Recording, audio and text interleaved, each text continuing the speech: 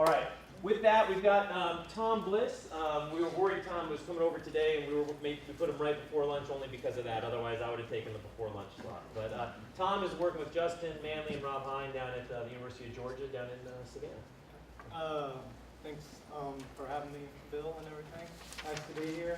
And I'm just going to talk a little bit about some of the work we're doing in Georgia, and I'll say Georgia is definitely, I'd say, behind the 8 ball when it comes to gear. We still don't have off bottom truly allowed in Georgia, and so some of this is kind of us thinking outside the box to oversummer some of our oysters, so it's a little bit different. But just background, we're very similar to what Julie has with the tidal variation.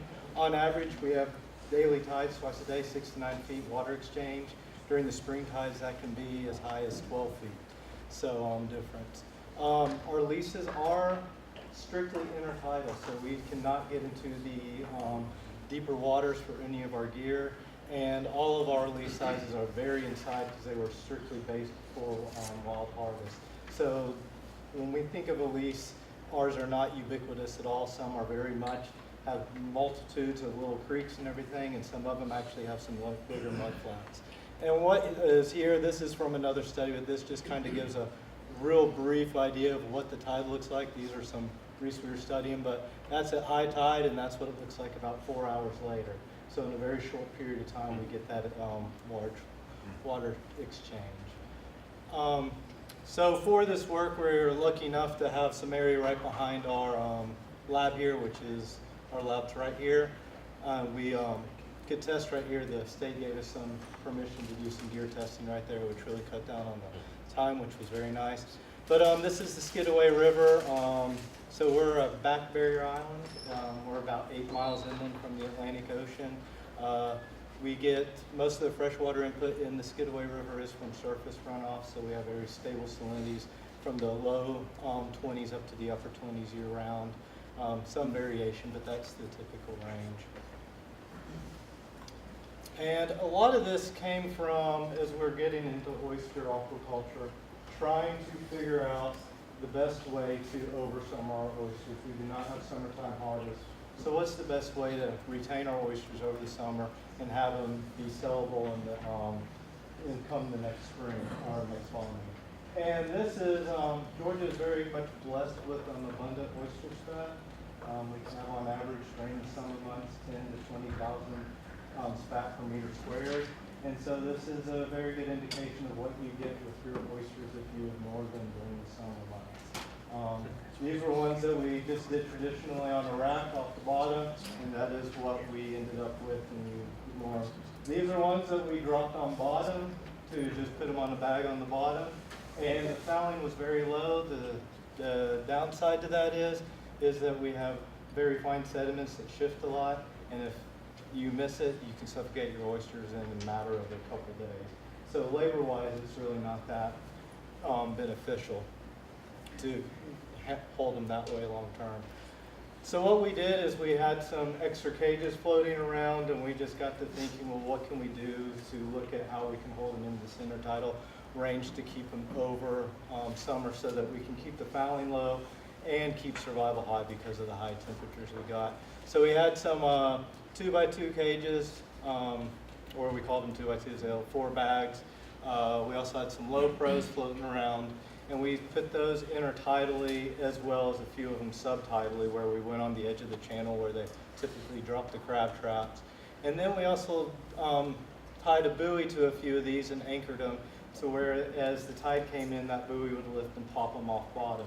And the idea was hopefully that agitation and cleaning, we would see if that had any benefit and would help keep them clean to where you're not having to physically go out there and flip them all the time. So we just tracked survival.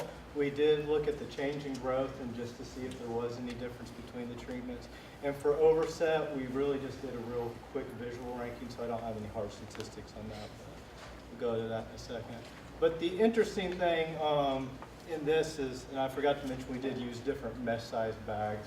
Is look at the flow that we talked about, but also can you go with a smaller mesh bag because we're intertidal and maybe cause more shading to help with surviving the heat when they are exposed.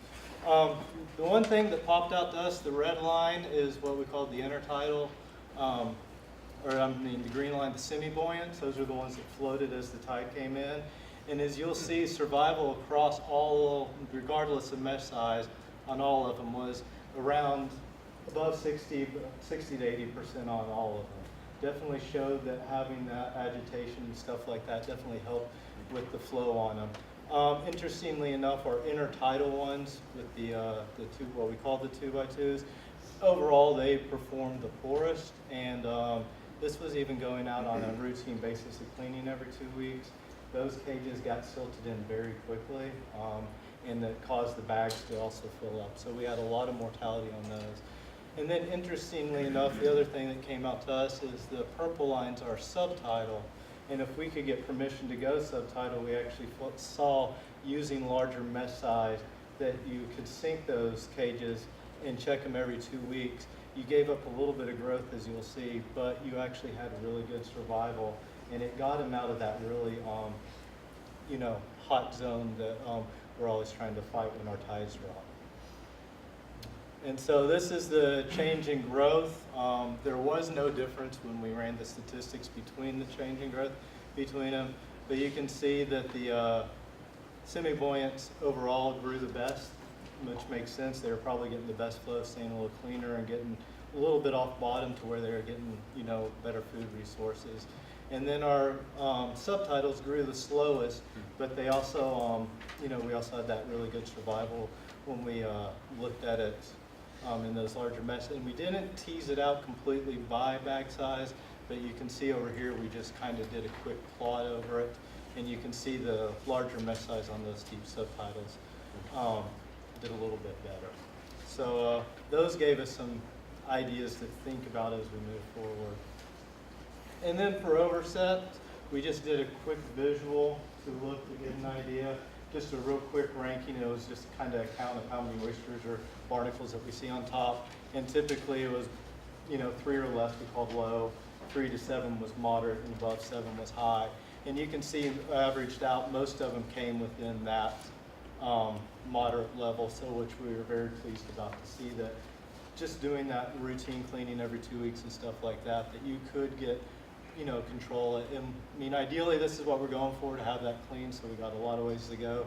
But this is something that is workable. If you stay on top of it, you can clean. But once you get down to this, that's something that you definitely don't want to be working with as we move forward. But overall, we did find that there are methodologies to get summer survival above 60%. And I'll say these are older adults, I don't know if or oysters. They were on average 51 millimeters when we started at the beginning of the year. So these were ones that were still below that legal limit to sell. So we were very happy to find some processes that could get us above 60% survival. We found the semi-buoyants did great. We did have some fouling issues more on the cages with that, so there was a lot of cleaning. Rob, who's pictured here, but he's also here at the conference, he can tell you the amount of work and effort that went into keeping some of the cages clean. And also the growth in the subtitle was lower, but we do think that that has good benefits for us holding over summer. And it's actually one of the first times in talking to our state that they have not cringed when I've thrown out a gear idea for permitting, because we're not talking about hitting the water column. It's really mimicking what they do for crab traps. So it's something that's already permitted. They definitely feel that that might be a possibility. It's just going to be looking at changing the lease. But I'll say that was a very nice change for me, because normally when I talk to them about experimental permits, I get the, they just don't want to talk to me too much. But overall, I definitely want to thank the Georgia Shellfish Growers Association. We had a few of the growers that gave us advice and feedback on what we were doing.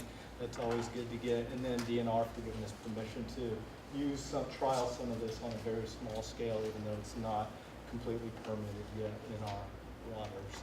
And with that, I'll open it for questions.